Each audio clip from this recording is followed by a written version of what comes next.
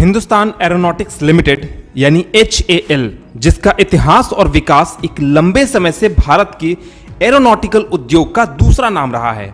HAL का जन्म भारत में सेठ वालचंद हीराचंद की दूरदृष्टि सोच से हुई थी, जो आज लगभग 80 वर्षों से एक लंबी जर्नी तय करते हुए इंडिया में एयरक्राफ्ट मैन्युफैक्चरिंग की एक लीडिंग ऑर्गेनाइजेशन है और इसके साथ साथ ये आज देश का एविएशन हब भी बन चुका है। अपने इसी अचीवमेंट और मैन पावर को लगातार अपडेट करते हुए HAL समय समय पर रिक्रूटमेंट निकालकर ITI डिप्लोमा और बीटेक जैसे छात्रों को अपना सुनहरा करियर बनाने का भी मौका देता है। तो आज की इस कड़ी में हम HAL की इस हिस्टोरिकल जर्नी और एम्प्लॉयमेंट अपॉर्चुनिटी को जानेंगे और बेहतर तरीके से समझेंगे। तो आइए मेरे साथ ले चलते हैं आपको भारत के इस लीडिंग एविएशन हब के सफर पे और करते हैं वीडियो की शुरुआत।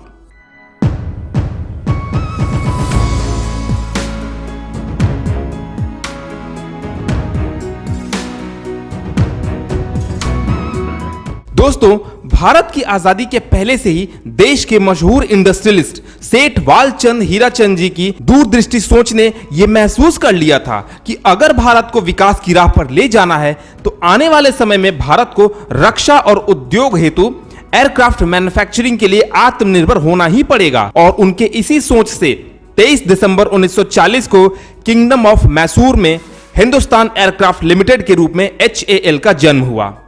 सेठ वालचंद हीराचंद जी द्वारा HAL की स्थापना उस वक्त इंडिया के लिए एक लंबी छलांग थी।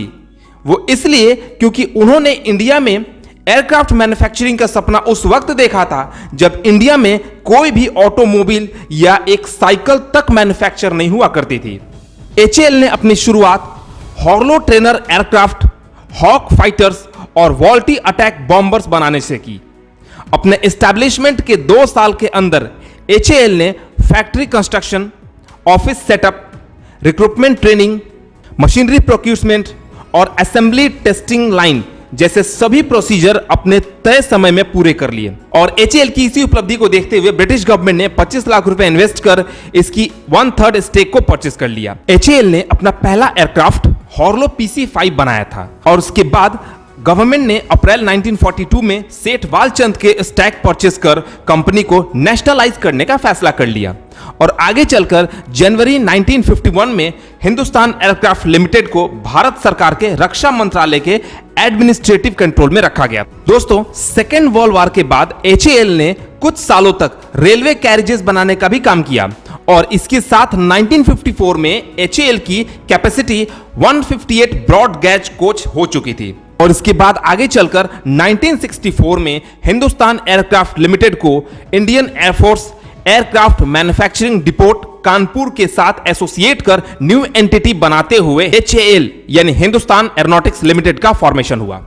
इसके बाद 1980 के दौरान HAL ने बड़े पैमाने पर अपना ऑपरेशन बढ़ाया और HAL तेजस, HAL ध्रुव जैसे स्वदेशी विमान भी बनाए। इसी साल HAL ने मिक्योन गुरेविच यानी MiG-21 विमान का एडवांस वर्जन भी बनाया और इन सभी डेवलपमेंट्स के साथ HAL को कई सारे मल्टी मिलियन डॉलर्स के प्रोजेक्ट भी मिलने शुरू हो गए, जिनमें एयरबस, बोइंग और हनीवेल शामिल हैं, जिन्होंने इंजन और पार्ट्स HAL के द्वारा मैन्युफैक्चर करवाना सही समझा। आगे चलकर 2000 में HAL ने बेंगलुरु में एयरपोर्ट सर्विसेज सेंटर का एस्टैब्लिशमेंट किया और 2005-6 में HAL की aircraft upgrade research and development centre को रक्षा मंत्री award for excellence in performance से नवाजा गया। साल 2007 में HAL की सफलता को देखते हुए गवर्नमेंट ऑफ इंडिया के डिपार्टमेंट ऑफ पब्लिक एंटरप्राइज के तहत इसे नवरत्न का दर्जा दिया गया।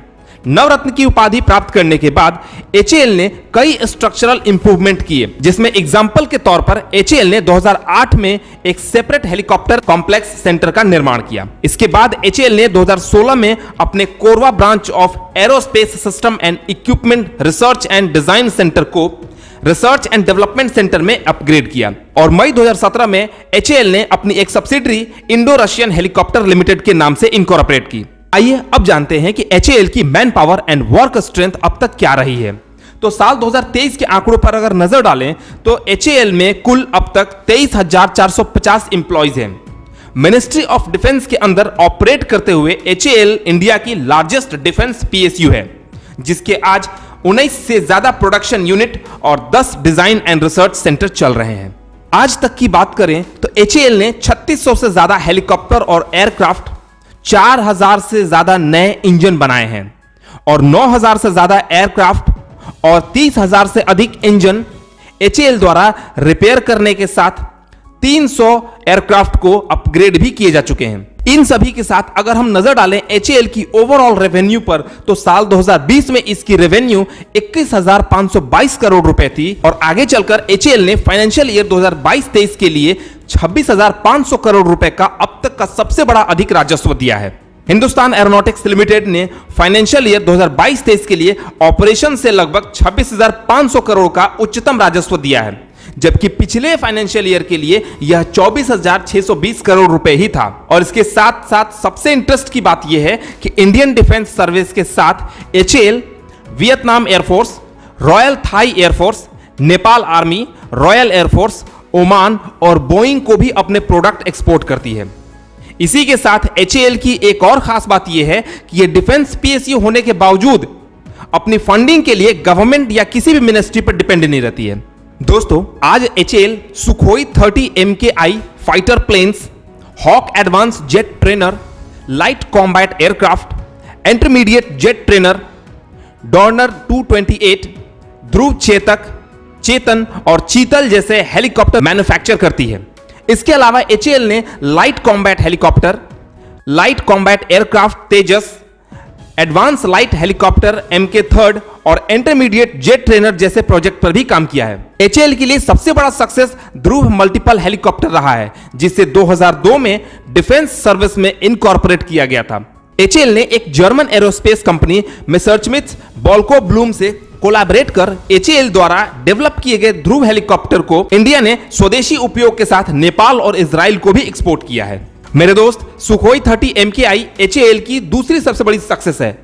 रशिया के साथ डील के बाद HAL द्वारा मैन्युफैक्चरिंग किए जाने वाले सुखोई 30 MKI आज इंडियन एयरफोर्स के लिए एक बैकबोन सपोर्ट का काम करते हैं। डिफेंस के साथ साथ HAL ने इंडिया के स्पेस प्रोग्राम में भी अहम भूमिका निभाई है। HAL ने इंडिया के सैटेलाइट लॉन्च व्हीकल जैसे INSAT, इनसैट, IRS, PSLV और GSLV के लिए स्ट्रक्चर भी मैन्युफैक्चर किए हैं।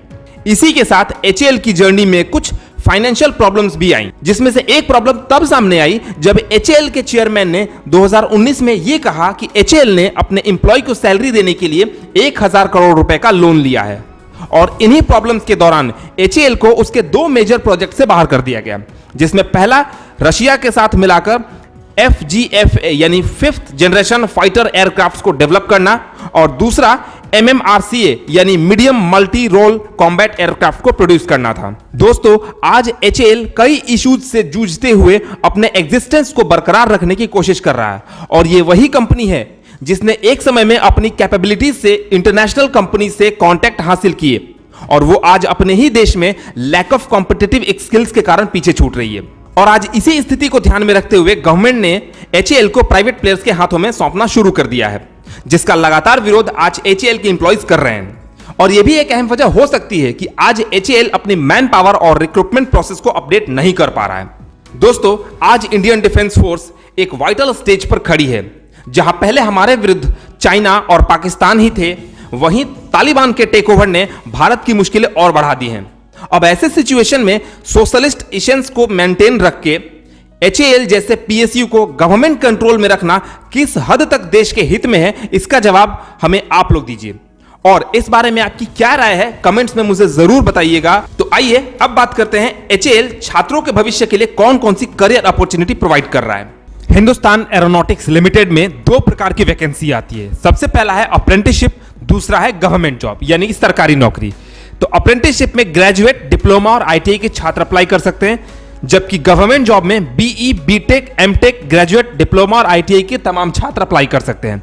तो एक एक करके हम सारे डिटेल्स को जानने वाले हैं। अप्रेंटिसशिप के लिए जिसमें ITI, डिप्लोमा और ग्रेजुएट के छात्र अप्लाई कर सकते हैं, जिसमें सबसे पहले बात करते हैं हम ITI के लिए, जिसमें क्वालिफिकेशंस की अगर बात करें तो 1 या 2 साल के ट्रेड के साथ आपका ITI fitter, turner, machinist, grinder, welder, electronic mechanic, electrician, instrument mechanic, COPA और इत्यादि तमाम ट्रेड से आपका ITI कंप्लीट होना चाहिए। तो लगभग जब भी HAL में वैकेंसी आती है अप्रेंटिसशिप के लिए तो इन्हीं सारे ट्रेड्स के लिए वैकेंसी आती है। बात करें स्टाइपेंड की, तो यहाँ पर आपको स्टाइपेंड देखने को मिलेगा 8,000 रुपए पर मंथ। एज की बात करें तो 18 से 26 साल का मैक्सिमम एज है, जिसमें जनरल के लिए 26 साल, ओबीसी के लिए 30 साल और SC ST के लिए 32 साल का मैक्सिमम एज क्राइटेरिया रखा गया है। अप्रेंटिसशिप 1 साल का यहाँ पर होता है। और सिलेक्शन की बात करेंगे, बात करें सिलेक्शन प्रोसेस की, तो इसमें सिलेक्शन प्रोसेस पूर्ण रूप से मेरिट बेसिस पर होगा और वो मेरिट तैयार होगा आपके हाई स्कूल के मार्क्स के 70 परसेंटाइल पर और ITI के 30% मार्क्स पर। नेक्स्ट बात करते हैं डिप्लोमा के लिए, तो डिप्लोमा के लिए अप्रेंटिसशिप में क्वालिफिकेशंस 3 साल का डिप्लोमा होना चाहिए, सिविल, मैकेनिकल या इलेक्ट्रिकल या अदर डिसिप्लिन से, जो भी आपको मांगा जाता है नोटिफिकेशन के समय। स्टाइपेंड यहां पर 9,000 रुपए पर मंथ मिल जाएगा और एज 18 से मैक्सिमम 26 साल का यहां पर देखने को मिलता है। अप्रेंटिसशिप यहां 1 साल का ही होता है। और बात करें यहां सिलेक्शन प्रोसेस की, तो इसमें सिलेक्शन प्रोसेस पूर्ण रूप से मेरिट बेसिस पर ही होता है और यहां पर आपका मेरिट जो तैयार होगा वो आपके डिप्लोमा के मार्क्स के परसेंटेज पर तैयार किया जाता है और उसके बाद फाइनली आपका डॉक्यूमेंट वेरिफिकेशन करके आपको अप्रेंटिसशिप के लिए हायर किया जाता है। अगला बात करेंगे ग्रेजुएशन के लिए, तो ग्रेजुएशन में 2 प्रकार से अप्रेंटिसशिप आती है, एक इंजीनियरिंग, दूसरा नॉन इंजीनियरिंग। तो इंजीनियरिंग यानी टेक्निकल के लिए, तो इंजीनियरिंग में आपका 4 साल का पेपर कंप्लीट होना चाहिए with aeronautical, computer, civil, electrical, electronics, telecommunication, mechanical, production and chemical engineering. इन सभी ब्रांचेस से अगर आप किए हुए हैं तो आप ग्रेजुएशन के बेसिस पर अप्रेंटिसशिप के लिए अप्लाई कर सकते हैं। और नॉन इंजीनियरिंग में बात करेंगे तो 3 साल का बैचलर डिग्री यानी कि सिंपल ग्रेजुएशन डिग्री आपका होना चाहिए, आर्ट्स से, कॉमर्स से या साइंस स्ट्रीम से। अब बात करते हैं कि क्या है इसका स्टाइपेंड और क्या इसमें एज है। तो स्टाइपेंड यहां पर 9,000 रुपए पर मंथ आपको मिलता है और एज यहां पर मैक्सिमम 26 साल का है और इसमें भी अप्रेंटिसशिप 1 साल का ही है आपका। सिलेक्शन प्रोसेस यहां पर भी ऑलवेज मेरिट बेसिस पर ही होता है और आपका मेरिट तैयार होता है आपके रेलेवेंट डिसिप्लिन यानी कि आपका जो ब्रांच पेपर है उसके मैक्सिमम मार्क्स के आधार पर आपका मेरिट तैयार होता है। आइए अब जानते हैं कि HAL में गवर्नमेंट जॉब की कौन कौन सी करियर अपॉर्चुनिटी है और कौन कौन से छात्र अप्लाई कर सकते हैं। तो यहां पर फ्रेशर और एक्सपीरियंस 2 तरीके से छात्र अप्लाई कर सकते हैं। सबसे पहला है फ्रेशर, जिसमें ITI, डिप्लोमा और ग्रेजुएट के बच्चे अप्लाई कर सकते हैं और एक्सपीरियंस में BE, BTech और MTech के यानी कि हायर स्ट्रीम के छात्र अप्लाई कर सकते हैं। फ्रेशर के लिए ITI के तौर पर, तो ITI के तौर पर electrician, fitter, COPA, machinist, welder, electronic mechanic, इन तमाम पदों पर वैकेंसी आती है। जरूरत के समय यह वैकेंसी ऊपर नीचे हो सकती है। आगे बात करते हैं तो इसमें आपको ITI के बेसिस पर हेलीकॉप्टर डिवीजन में आपको यहां पर पोस्टिंग देखने को मिल जाती है, जिसमें आपका क्वालिफिकेशन 2 साल के ITI ट्रेड के साथ पास आउट होना चाहिए, जिसमें आपका trade electrician, fitter, COPA, machinist, welder, electronic mechanic इत्यादि होना चाहिए। सैलरी यहां पर आपको 22,000 रुपए पर मंथ देखने को मिलती है। और एज की बात करेंगे तो अनरिजर्व कैटेगरी में 28 साल का, ओबीसी के लिए 31 साल का, SC ST के लिए 33 साल और PWD की कैटेगरी के लिए 38 साल का मैक्सिमम एज क्राइटेरिया रखा गया है। प्लेस ऑफ पोस्टिंग यहां पर हेलीकॉप्टर फैक्ट्री तुमुकुरु कर्नाटका में होती है। और सिलेक्शन प्रोसेस की बात करें तो यहां पर आपका रिटन टेस्ट, उसके बाद स्किल टेस्ट, उसके बाद मेडिकल एग्जामिनेशंस और फिर लास्ट में डॉक्यूमेंट वेरिफिकेशन होने के बाद ही आपका मेरिट लिस्ट तैयार होता है। नेक्स्ट बात करते हैं हम लोग फ्रेशर के तौर पर डिप्लोमा के लिए। तो डिप्लोमा में सिविल के पोस्ट पर, टेक्नीशियन के पोस्ट पर और टेक्नीशियन में इलेक्ट्रिकल के साथ, टेक्नीशियन में मैकेनिकल के साथ, असिस्टेंट में IT के साथ आप इन तमाम पदों पर अप्लाई कर सकते हैं। तो बात करते हैं यहां पर अदर डिटेल्स की, तो क्वालिफिकेशंस यहां पर आपका होना चाहिए 3 साल का diploma in civil, mechanical, electrical and electronics, electrical, telecommunications, computer science और अदर डिसिप्लिन। सैलरी की बात करेंगे तो यहां पर 23,000 रुपए की पर मंथ सैलरी मिलती है। और एज की बात करेंगे तो अनरिजर्व कैटेगरी में यानी जनरल कैटेगरी में 28 साल मैक्सिमम एज है, ओबीसी में 31 साल, SC ST को 33 साल और PWD कैटेगरी को 38 साल का मैक्सिमम एज दिया गया है। प्लेस ऑफ पोस्टिंग यहां पर भी हेलीकॉप्टर फैक्ट्री तुमाकुरु में कर्नाटका में होती है। नेक्स्ट बात करते हैं हम लोग ग्रेजुएट के लेवल पर, तो यहां ग्रेजुएट में जो पोस्ट होता है वो store clerical, commercial assistant, admin assistant, accounts, इन तमाम पदों पर आपको वैकेंसी आती है ग्रेजुएट के लेवल पर। तो बात करेंगे यहां पर अदर डिटेल्स की, जिसमें आपका हेलीकॉप्टर डिवीजन में ही इसकी पोस्टिंग होती है। और क्वालिफिकेशंस में अगर आप ऑफिस असिस्टेंट के लिए अप्लाई करते हैं तो वहां पर आपको नॉर्मल बैचलर डिग्री यानी आर्ट्स से अप्लाई होगा। अगर आप यहां पर अप्लाई करते हैं अकाउंट्स के लिए तो आपको कॉमर्स का आपको डिग्री देना होगा। तो यहां पर आपका certificate according to the post आपको मांगा जाएगा। सैलरी यहां पर ऑलमोस्ट 22,000 रुपए पर मंथ देखने को मिलेगी। और एज जनरल कैटेगरी के लिए 28 साल मैक्सिमम, ओबीसी के लिए 31 साल, SC ST के लिए 33 साल और PWD कैटेगरी के लिए 38 साल का रखा गया। यहां पर आपका CBT एग्जामिनेशन होगा और CBT एग्जामिनेशन यहां पर आपको 2.5 घंटे का होता है, जिसमें टोटल क्वेश्चंस 160 रहते हैं। टोटल मार्क्स भी आपको 160 रहेगा, जिसमें हर एक क्वेश्चन एक मार्क्स का होता है। जिसमें बात करें अगर सिलेबस की, तो यहां पर आप देख रहे हैं जीए मतलब जनरल अवेयरनेस 20 मार्क्स के होंगे, इंग्लिश एंड रीजनिंग 40 मार्क्स के होंगे, और यहां पर आपका जो मेन पेपर होगा यानी कि जो आपका ब्रांच पेपर होगा, कॉमर्स होगा, आर्ट्स होगा, साइंस होगा, जो भी होगा वो उसमें से क्वेश्चंस 100 मार्क्स के आएंगे आपको। आइए अब बात करते हैं सिलेक्शन प्रोसेस की। तो फ्रेशर पोस्ट के लिए सिलेक्शन प्रोसेस में सबसे पहला आपका फेज होता है सीबीटी एग्जामिनेशन। जैसा कि मैंने सिलेबस आपको अभी बता दिया है, तो सीबीटी एग्जाम क्लियर करने के बाद ना आपका नेक्स्ट फेज होता है स्किल टेस्ट के लिए, जहां पर आपके ट्रेड पेपर से रिलेटेड आपको कुछ प्रैक्टिकल क्वेश्चंस दिए जाते हैं, उनको आपको सॉल्व करना होता है। उसके बाद नेक्स्ट प्रोसेस में मेडिकल एग्जामिनेशन होता है, और उसके बाद नेक्स्ट फेज में डॉक्यूमेंट वेरिफिकेशंस के साथ अगर आप क्वालिफाई करते हैं तो मेरिट लिस्ट में आपका नाम आ जाता है। अब बात करेंगे हम लोग HAL में एक्सपीरियंस्ड पोस्ट के लिए।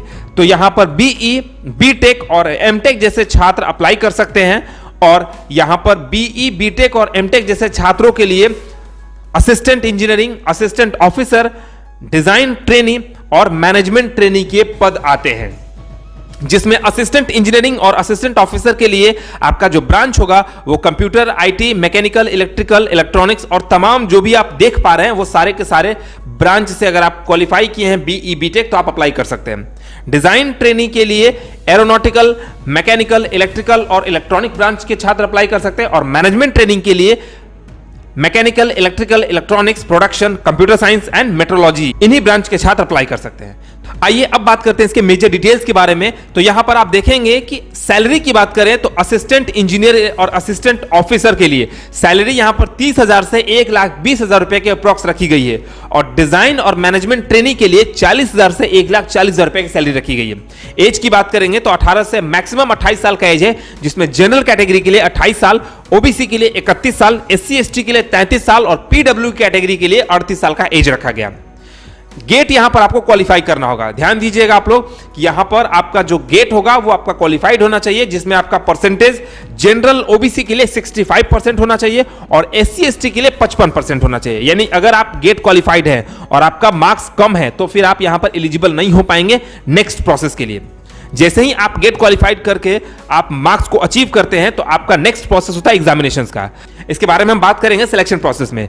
तो सीबीटी एग्जामिनेशन में टाइम आपका 2.5 घंटे का होता है, जिसमें टोटल क्वेश्चंस 160 होते हैं, टोटल मार्क्स भी 160 होता है, और जनरल अवेयरनेस के यहां 20 क्वेश्चंस, इंग्लिश और रीजनिंग के 40 क्वेश्चंस, और आपके ट्रेड पेपर से यानी आपके ब्रांच पेपर से 100 क्वेश्चंस रहते हैं। वेटेज की बात करें तो ऑब्जेक्टिव रिटन टेस्ट का 85% आपको यहां पर वेटेज मिलेगा, और इंटरव्यू का 15% वेटेज मिलेगा, जिसके आधार पर आपका मेरिट तैयार होगा।